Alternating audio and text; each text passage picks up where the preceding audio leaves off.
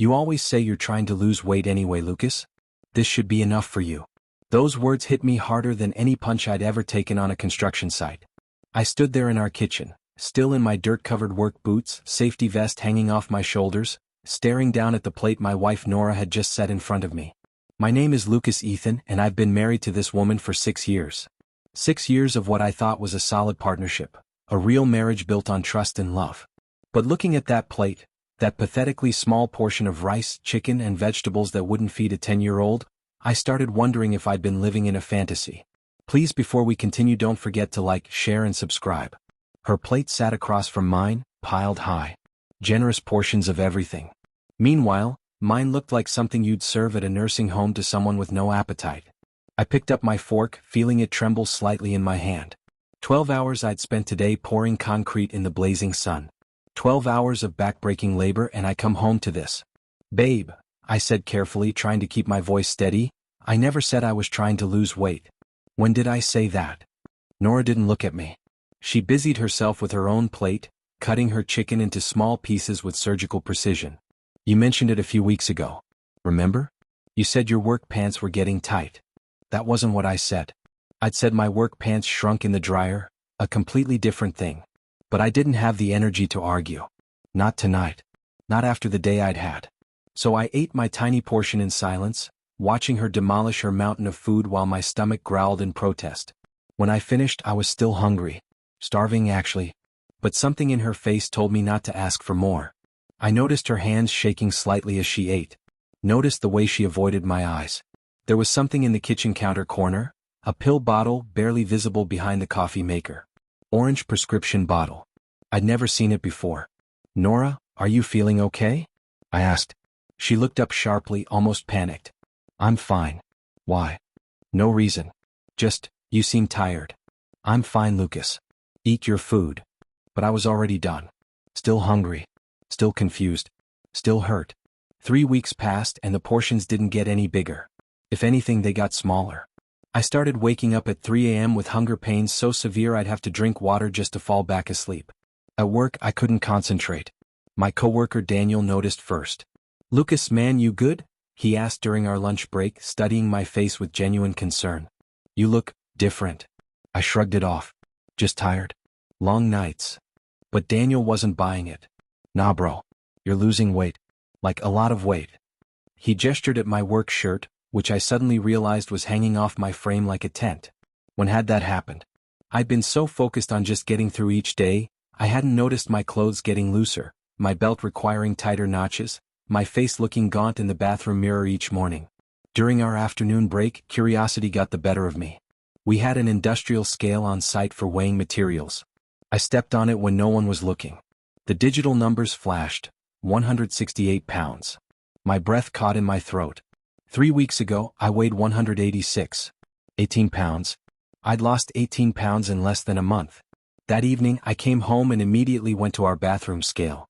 I stepped on carefully, watching the numbers climb and settle. 167 pounds now. 19 pounds total. I stared at my reflection in the mirror, hollow cheeks, darker circles under my eyes, collarbones more prominent than they'd ever been. I looked sick.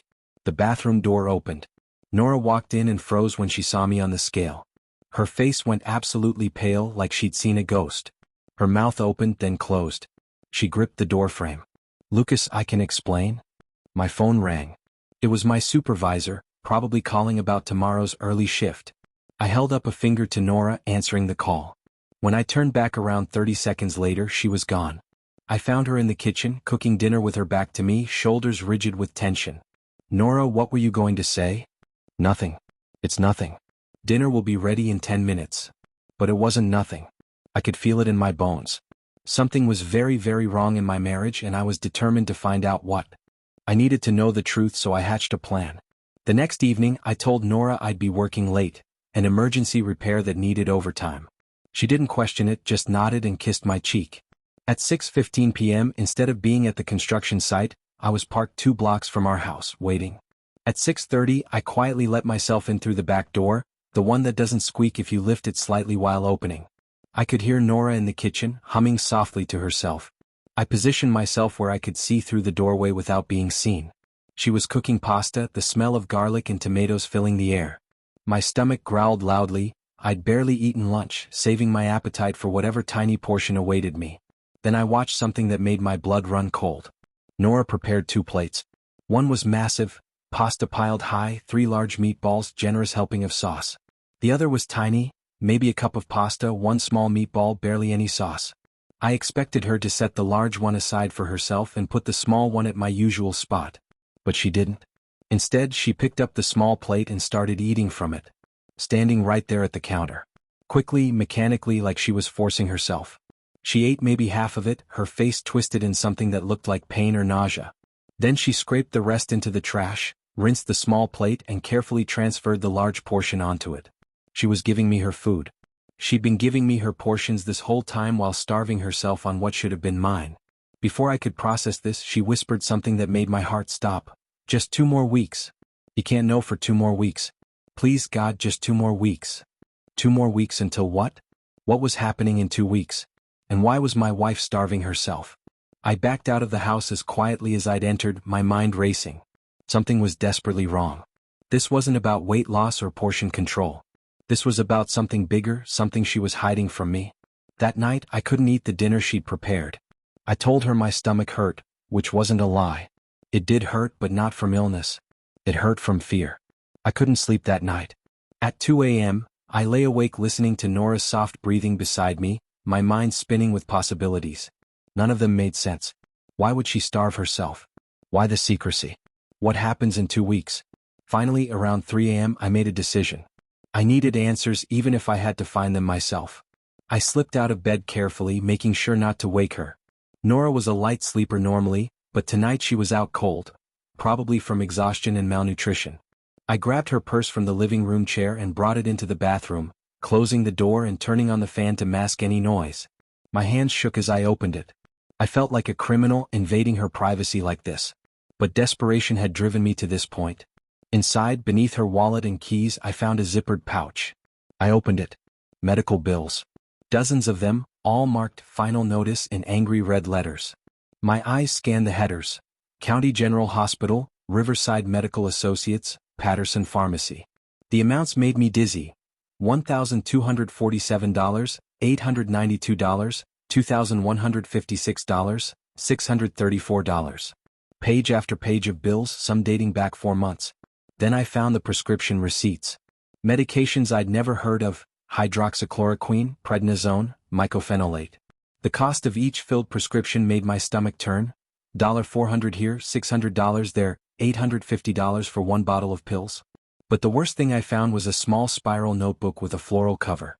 I opened it with trembling fingers. Inside, in Nora's neat handwriting: monthly budget, revised. Income, $3,200. Rent, $1,100. Utilities, $200. Medication, $1,200. Car payment, $280. Insurance, $150. Remaining, $270. Groceries, $40 per week equals $160 per month. Lucas's portion, absolute minimum. My portion, whatever medication requirements demand. Do not let him find out. Do not become a burden. Mom was right. A woman who can't carry her own weight isn't worth keeping. Tears blurred my vision. Beneath the budget was a letter, written but never sent, addressed to me. Dear Lucas, I'm so sorry I'm not the wife you deserve. I'm trying to fix this before you find out I'm broken. The doctors say I need treatment, and treatment costs money we don't have. I see you working so hard, coming home exhausted, and I can't bear to add this burden to your shoulders. Just give me a little more time. Maybe I can pick up extra shifts. Maybe the bills won't be as bad next month.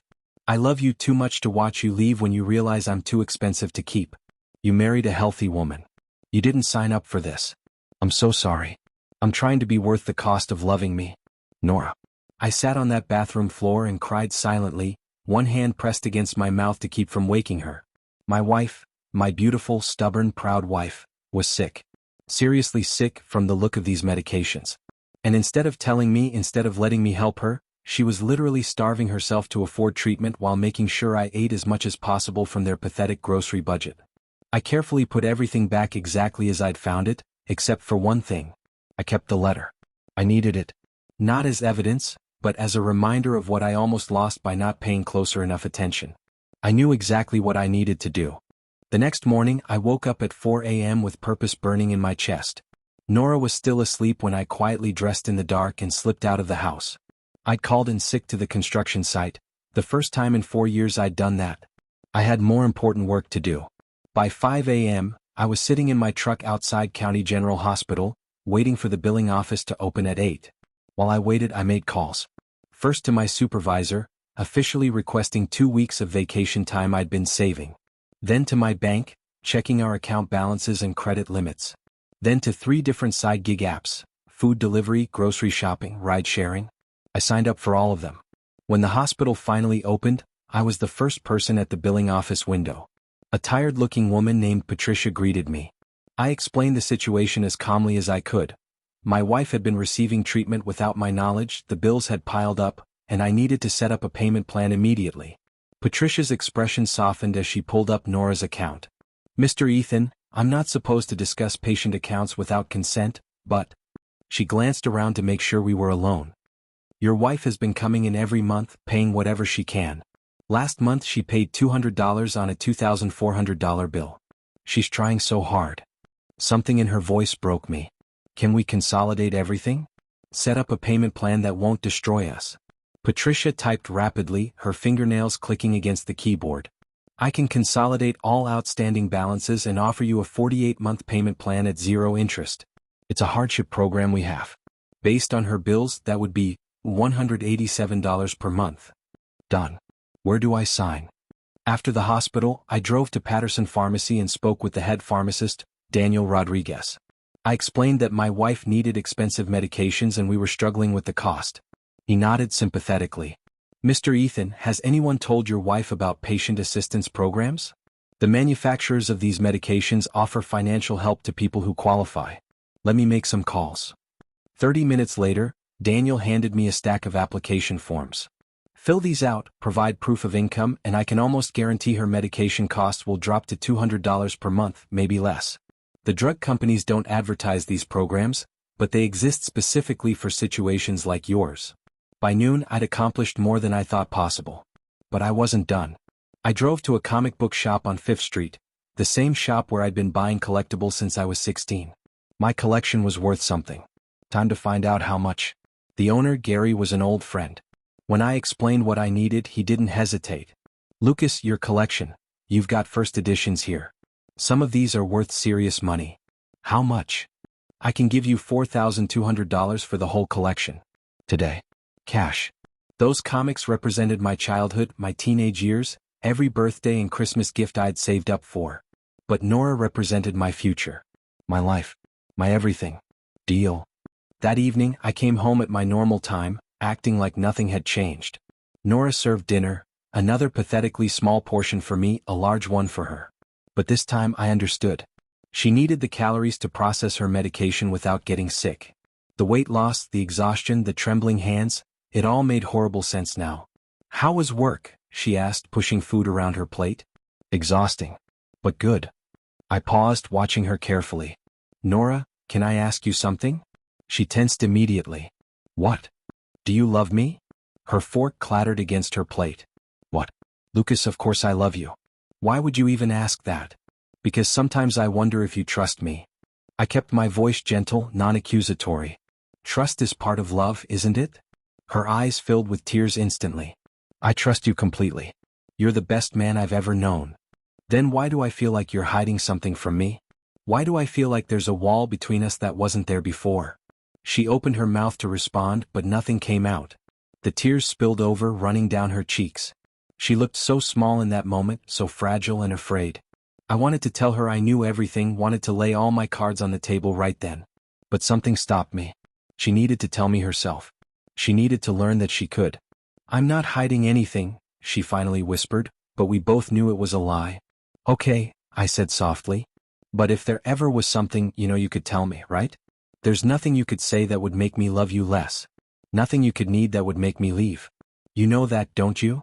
She sobbed harder, covering her face with her hands. "I'm sorry. I'm so sorry. I just need a little more time. Please, Lucas. Just a little more time." "Time for what, Nora?" but she just shook her head, standing abruptly from the table. I need to use the bathroom. Excuse me. I heard her lock the bathroom door. Heard the water running to cover the sound of her crying. And I sat there at our table looking at our two plates, one large, one small, and made myself a promise. No matter what it took, no matter how many hours I had to work or how much pride I had to swallow, I was going to fix this. I was going to save my wife, even if she didn't think she deserved saving. The next morning I started my new routine. At 4 a.m., I was delivering food orders across the city. At 7 a.m., I reported to the construction site. At 6 p.m., I came home, spent 2 hours with Nora, then from 9 p.m. to midnight, I was back out doing rideshare pickups. I slept 4 hours a night. It was brutal, but I didn't care. Every dollar I made from the side gigs went into a separate account Nora didn't know about. Every single dollar. After 2 weeks of this, I'd saved $3,800. Combined with the $4,200 from my comic book collection, I had nearly $8,000. It was time.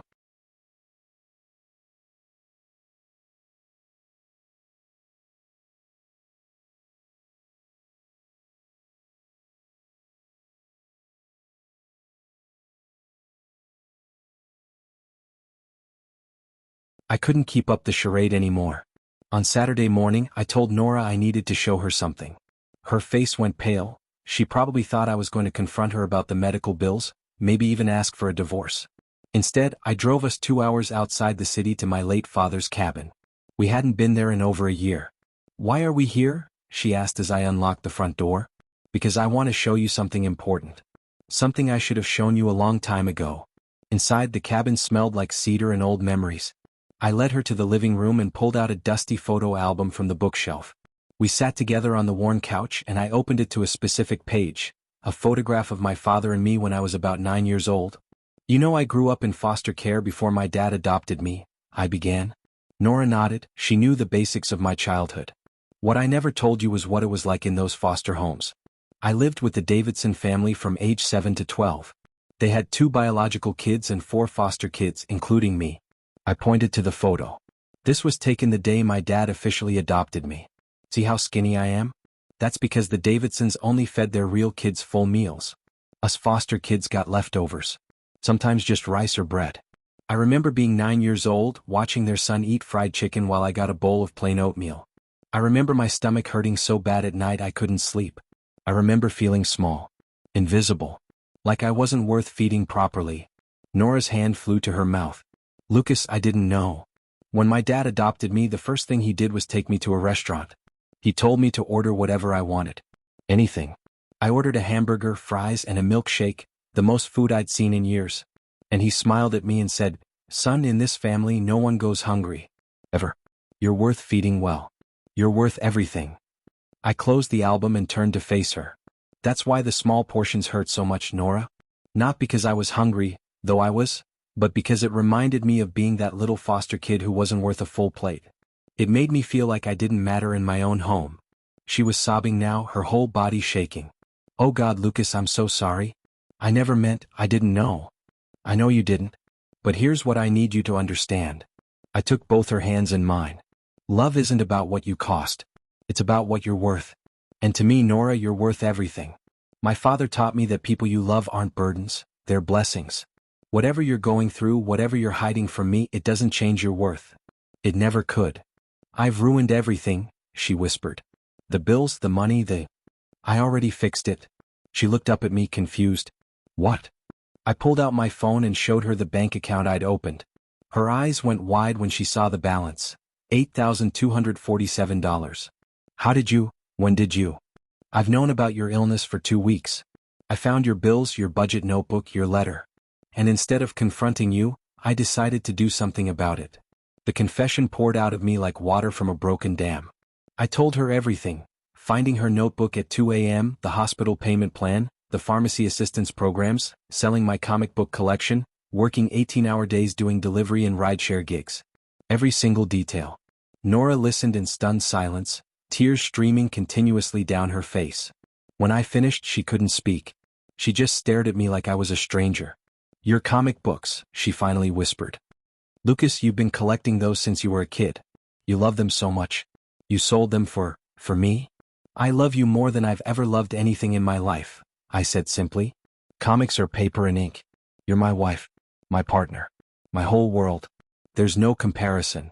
She broke down completely then, sobbing so hard I thought she might be sick. I held her tight, letting her cry into my chest, feeling her whole body tremble with the weight of months of secret suffering finally being released. I'm so sorry, she kept saying between sobs.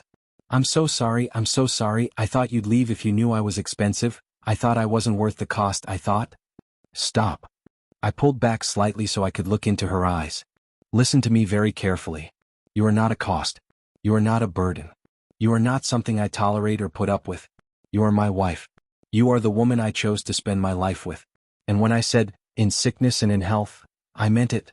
I meant every single word. But the money is just money. We'll figure it out. I already am figuring it out. The hospital bills are on a payment plan, $187 a month, 0 interest. The pharmacy is processing patient assistance applications that should drop your medication costs to $200 a month. I've got this money saved up to get us current on everything. And I'm keeping the side gigs for a few more months until we're completely stable. Lucas, you can't work 18-hour days. You'll kill yourself. And you were starving yourself. How is that any different? She didn't have an answer to that. We sat in silence for a moment, both of us crying now, holding on to each other like lifelines. I need you to understand something, I said quietly. 3 years ago, you sold your grandmother's pearl necklace to pay for my master's degree tuition. You told me you got a bonus at work, but I found the pawn shop receipt last year when we were moving boxes. Her face went white. You knew. I knew. And I never said anything because I understood. That's what love looks like. It's sacrifice. It's putting the other person first. But here's what you forgot, Nora. Love goes both ways. You get to sacrifice for me, but I don't get to sacrifice for you? That's not a marriage. That's not partnership. That's you trying to do everything alone while shutting me out. She covered her face with her hands. My mom always said a woman who can't carry her own weight isn't worth keeping. She died refusing cancer treatment so she could save money for my college fund. Her last words were, "Don't ever be a burden, baby." And when I got diagnosed with lupus, all I could hear was her voice telling me I wasn't worth the cost of loving. Your mother was wrong. I said it firmly with no room for argument. She was wrong, Nora. Her sacrifice wasn't noble, it was tragic. And she taught you a lie that almost destroyed our marriage. I stood up and pulled Nora to her feet. Come here. I want to show you one more thing. I led her to the cabin's small kitchen, where I'd prepared a surprise earlier that morning. On the counter sat 5 handwritten recipe cards, bags of groceries I'd bought before picking her up, and 2 brand new aprons, one blue, one green. What is this? She asked, wiping her eyes. For the last 2 weeks, during my lunch breaks, I've been watching cooking tutorials on my phone. I learned to make 5 of your favorite meals: chicken pasta, beef stir-fry, vegetable curry, salmon with rice, and turkey chili. All of them are nutritious, high-calorie for your medication needs, and cheap enough to make on our budget. I handed her the green apron and put on the blue one. From now on we cook together. Every meal. And we split every portion equally. No more you eating tiny amounts while giving me everything. No more secrets about food or money or health. We're partners and partners share the load. She looked at the recipe cards, then at the groceries, then at me. You learned to cook, for me? For us, I corrected. Tonight's lesson, your favorite chicken pasta. And this time we both get a full plate. We spent the next 2 hours in that tiny kitchen, cooking together. I showed her the techniques I'd learned, how to properly sauté garlic without burning it, how to know when chicken is perfectly cooked, how to make a sauce that's creamy without being heavy. We laughed when I accidentally added way too much garlic. We worked side by side, bumping elbows in the small space, and it felt like the first time in months that we were truly together. When the food was ready, I pulled out 2 identical plates and portioned everything exactly equally. Same amount of pasta, same amount of chicken, same amount of sauce, same amount of vegetables. I set both plates on the small dining table. See these plates? I said, gesturing to them. This is us. Equal. Together. No more you sacrificing in silence. No more you deciding alone what you're worth. From now on we face everything as a team. We sat down across from each other. Nora looked at her plate, a real, full portion for the first time in months. She picked up her fork, took a bite, and started crying again. It's so good, she said through tears. And there's so much of it. That's what meals are supposed to look like when 2 people love each other, I said softly. We ate slowly, savoring every bite, talking about everything we'd been holding back. She told me about the day she got diagnosed, sitting alone in that hospital room, terrified and ashamed. She told me about the nausea from taking medication on an empty stomach, the exhaustion from not eating enough, the constant fear that I'd find out and leave her. I told her about watching her eat the small portions herself, about the weight loss at work that scared my coworkers, about finding her notebook and crying on our bathroom floor at 3 a.m. We laid everything bare, all the hurt, all the fear, all the misguided love that had nearly broken us. When our plates were empty, Nora reached across the table and took my hand. I have one question. Anything. How did you become the man you are? Because I don't deserve you, Lucas. I really don't. Yes, you do. You've always deserved me. Now it's time you start believing it. We stayed at the cabin that whole weekend, cooking meals together, talking for hours, rebuilding what had almost crumbled. On Sunday evening, as we were packing up to leave, Nora said, "There's something I need to tell you. Something I almost told you 2 months ago but couldn't." We sat back down on the couch and she took a deep breath. 2 months ago I was ready to tell you everything. I had it all planned out. I was going to confess about the lupus, the bills, the medication, everything. I sat you down after dinner and I had the words ready. But right before I could speak, you said something that made me stop. What did I say? You said, "Babe, I've been thinking, maybe we should start trying for a baby soon?" And your eyes were so full of hope and love and excitement about our future.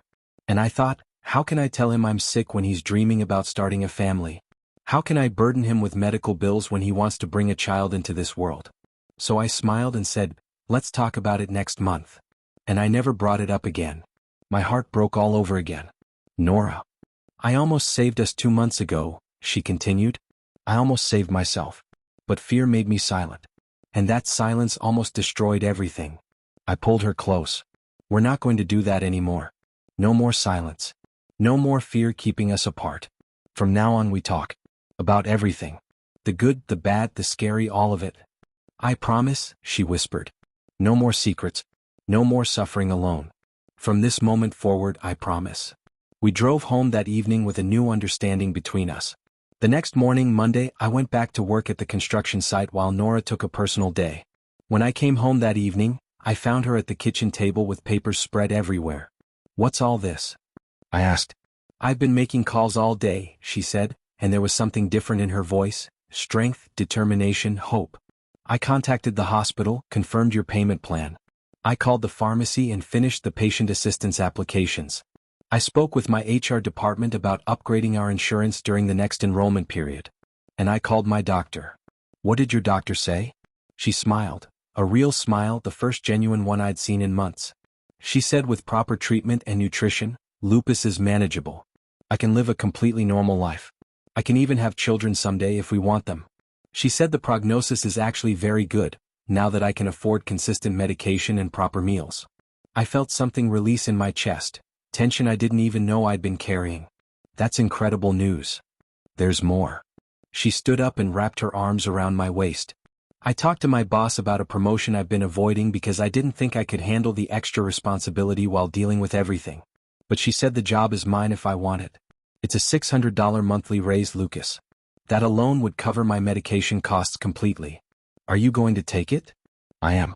Because I'm done letting fear make my decisions. I'm done believing I'm not worth investing in. And I'm done carrying burdens alone when I have a partner who's proven he'll walk through fire for me." That Friday evening, we sat down together for what Nora called the most important conversation of our marriage. She prepared a folder with all our financial documents, every bill, every expense, every debt, everything laid out clearly. "I want you to see it all," she said. "No more hiding. No more secrets. This is where we actually are financially." We spent 3 hours going through everything. It was scary at first, seeing the full picture, but it was also liberating. For the first time in our marriage, we were completely transparent with each other about money. By the end of the night, we'd created a new budget together.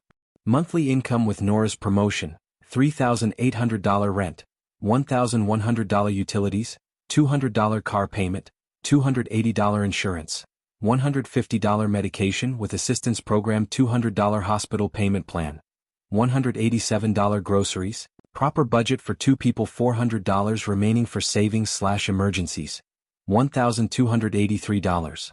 "It's actually manageable," Nora said, staring at the numbers in disbelief. "With both of us working and the assistance programs, it's completely manageable." It always was. I said gently. If you'd told me from the beginning. I know. I see that now. I was so convinced I had to handle everything myself.